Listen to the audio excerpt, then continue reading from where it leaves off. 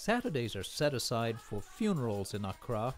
In the numerous congregations that line the streets and alleys, the air is filled, at times with prayer,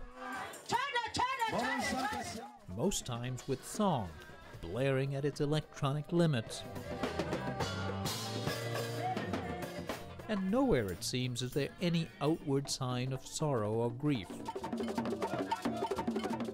With few exceptions, like the death of a young person, my host here said that's the way it is. When somebody dies in Christ or dies a Christian, it's a good thing because he is going to God. He has died on a good path. But when somebody dies a pagan or somebody who does not know God, then people cry because his soul is lost. We saw little evidence of any crying on this Saturday, and it would be hard to discern a lost soul. The vast majority of people in this city strongly profess some form of Christianity.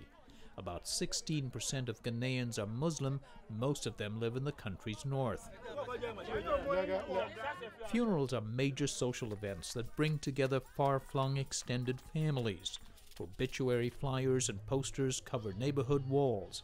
Often they are anticipated years in advance and say much about a person's status.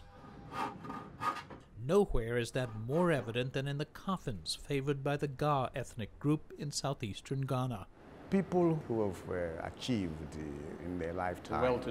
Well-to-do. And usually it has to show you one's area of achievement. If one were a fisherman, they will show some canoe or fish or things like that. If you're a driver and you own transport, it means they will show some transportation. We saw coffins waiting for the next crab fisherman, hunter, or could this one be for an animal lover? There's one for the beer lover, farmer, and athlete.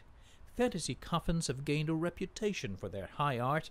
Many are sold to foreigners and collectors.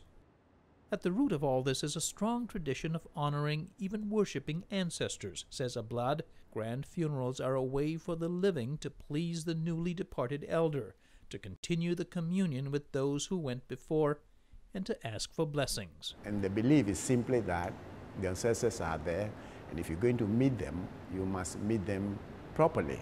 I mean, his being there becomes a blessing to the family. They will also start calling upon him to also, hey, send us something. This week, things are not too good. In fact, funerals, even without the expensive fantasy coffins, are a huge financial drain on families, providing meals and libation for dozens, sometimes hundreds of guests, the musicians, and of course the morticians. The family will be paying this money with interest. Maybe the person has left children behind, or he has left some properties. Sometimes it has to be auctioned or sold to defray the debts which has been incurred.